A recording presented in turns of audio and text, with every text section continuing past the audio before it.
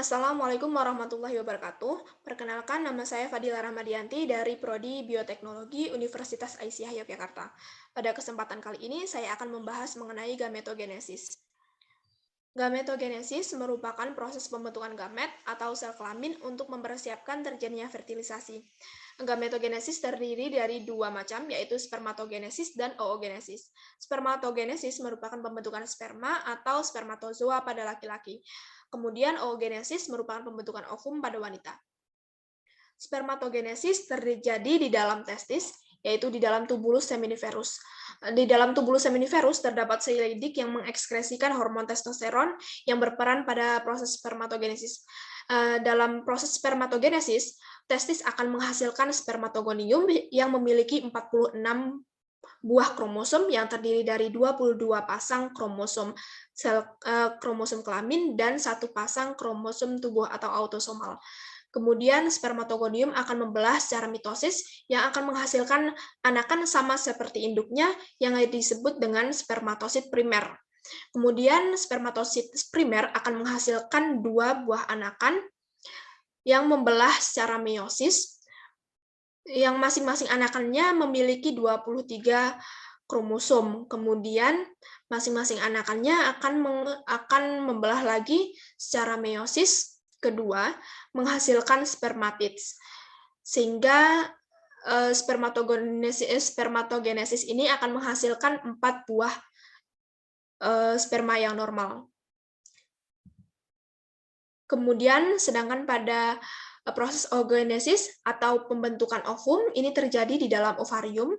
Pada setiap ovarium, bakal ovum ini terbungkus oleh kantung yang disebut dengan folikel.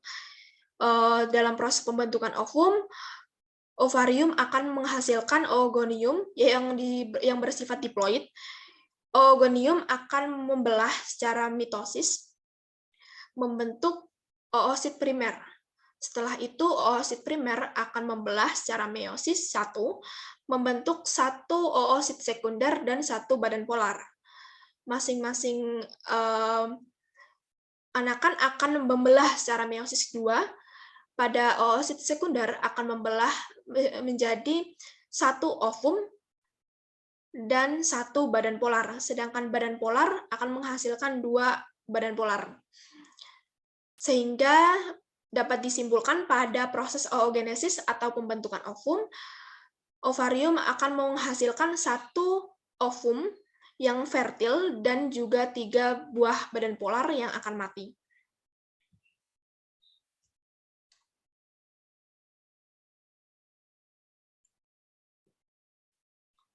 Kemudian untuk video dari fertilisasi,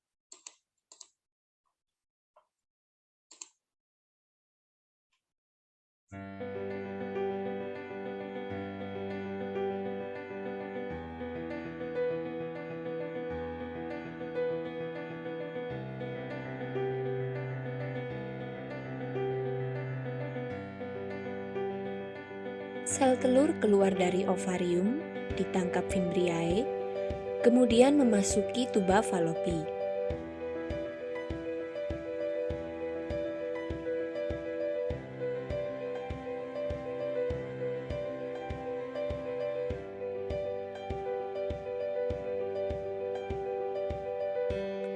Jutaan sperma dihasilkan dalam sekali ejakulasi saat puncak senggama. Sesaat setelah dipancarkan di dalam mulut rahim, sel sperma bergerak ke rongga rahim untuk mencari sel telur yang matang dan siap untuk dibuahi. Dari jutaan sperma yang dipancarkan, hanya beberapa yang dapat bertahan hidup mencapai indung telur, dan hanya satu yang dapat mencapai dan hidup di indung telur. Sperma kemudian mempenetrasi ke dalam sel dinding telur, kemudian mengkombinasikan materi genetiknya dengan sel telur dalam proses yang disebut pembuahan. Sel telur yang telah mengalami pembuahan selama perjalanannya menuju rahim, zigot akan mengalami beberapa perubahan.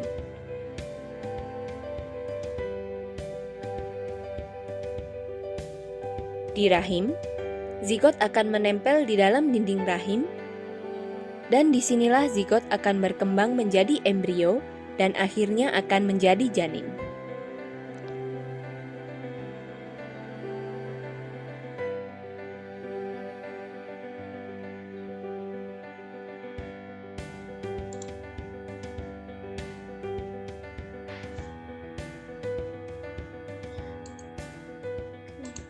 Oke, berikut sumber yang saya dapat.